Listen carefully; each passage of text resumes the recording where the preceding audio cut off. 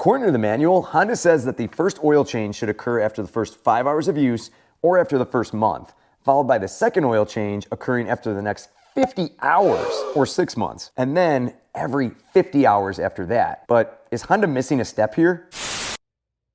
Hey guys and gals, welcome to Garage Gear. I'm JB, and just so we're clear here, I found these procedures to be great for most lawnmowers, and if you got a Honda, lean in. Here's my oil change routine. The first oil change is going to occur after the first 30 minutes.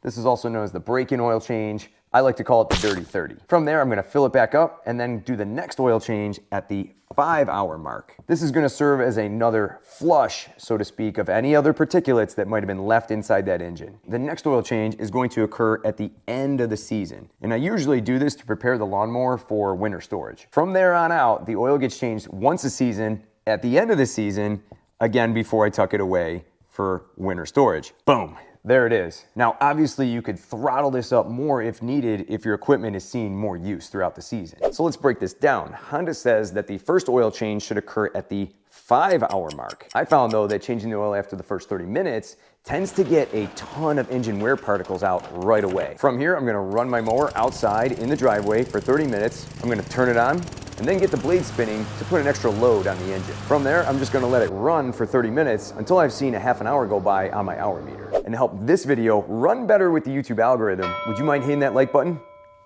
Thank you. Then, once my new mower has ran for 30 minutes, I'm gonna turn it off, bring it back into the garage, and then change the oil right away. You gotta strike while the oil is hot, right? This way it flows out better. And this is what the oil looked like before, and this is what it looks like now. This looks like a really thick maple syrup, and it almost has a grayish tinge to it. And that's gonna be from all those wear particles floating around inside it. Honda, you really want that dirty oil swirling around inside that engine for 5 hours? You're kidding, right? While the color inside this is a concern, it's actually what's floating around inside that concerns me the most. Check out what's inside. Now, I'm no motor oil specialist, but I can see lots of little flakes and particulates floating around inside this oil. These are little bits and wear metals that came off inside the cylinder as the piston's moving up and down. This is a small engine piston, and as it's riding up and down inside that cylinder, what's happening is wear particles are coming off and falling down into the oil as it sets its initial grooves. And I personally like to get all that garbage out. Now that the dirty 30 oil is out, it's time to reload. I'm going to pour in 5W30 full synthetic oil. Full synthetic oil generally flows better in cooler temperatures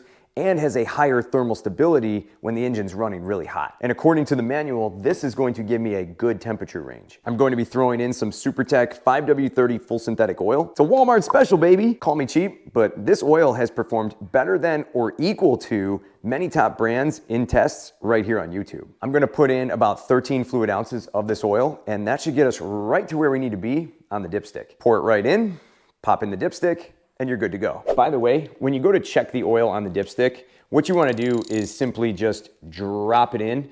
Do not thread it down all the way. Just let it sit right there on the top and then take it out, and bam, that's gonna give you your most accurate reading according to the owner's manual. This is how Honda does it. Now from here, I'm going to stick to the Honda oil maintenance schedule and check the oil again at the 5-hour mark. This will help flush out any remaining particles that may have been left behind during the initial dirty 30. So I'm just gonna mow the month away and then change the oil again when my hour meter says 5 hours on it. Pretty simple. Now, once I change the oil after the 5-hour mark, from there, I'm gonna go ahead and refill it. The next oil change after that will occur at the end of the season, or for me, approximately 25 hours later. The average homeowner uses their mower for approximately 25 to 50 hours, depending on the length of the growing season, as well as how often they use their mower. For me, it's generally right around that 25-hour mark, so I'll change the oil again right before I tuck it away for winter storage. That way, when next spring rolls around, I can just start it up and go. And then from there, it's once a season,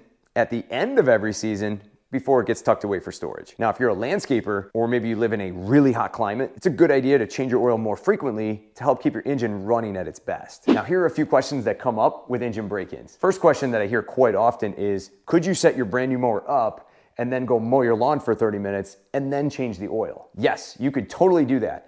And some say that mowing the lawn applies another load to the engine. Perhaps there is some truth to that statement, but I've never had an issue just simply running the mower in one spot and running it for 30 minutes. You should be using AMS oil for the engine break-in. You could do that too, AMSOIL engine oil contains a little bit more zinc and phosphorus to help with the whole engine break-in process. It's a little bit more expensive though, and some individuals recommend using some oils over others, and they may have some valid points, but I'm just a big fan of using whatever they give you right out of the box. From what I've learned about oil over the years, conventional oil is better for the engine break-in process. And the oil that Honda gives you right inside the box is conventional 10W30. From there, once you do the dirty 30 with the conventional oil, you can swap it out and then transfer over to full synthetic.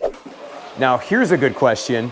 What if you just bought a used lawnmower? When I buy a used lawnmower or any piece of small engine equipment for my garage, the very first thing that I do is change the oil right away. I just don't trust what people did or didn't do to their equipment when I go to buy it from them. I actually do a very similar process to a used lawnmower that I plan to keep. I change the oil immediately and then run it for 30 minutes and then change the oil again. Then I change the oil again at the 5-hour mark and again at the end of the season. Overboard? Maybe.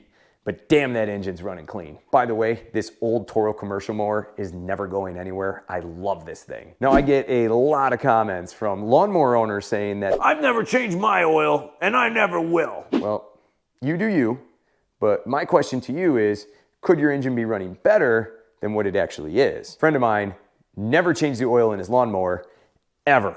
And after a handful of years, his engine sounded like it was running on half the power. There was potential engine damage and definitely reduced performance. It was just puttering along. You gotta ask yourself, is it cheaper to pop in a few ounces of fresh motor oil every once in a while or to be frequently buying new lawnmowers? Remember, oil is cheap, engines are expensive, change your oil. This Honda HRX 217 VYA is fresh out of the box, and for more information on this brand new Honda, check out the video link down below in the description, as well as a video that I just did on the future of Honda gas-powered mowers.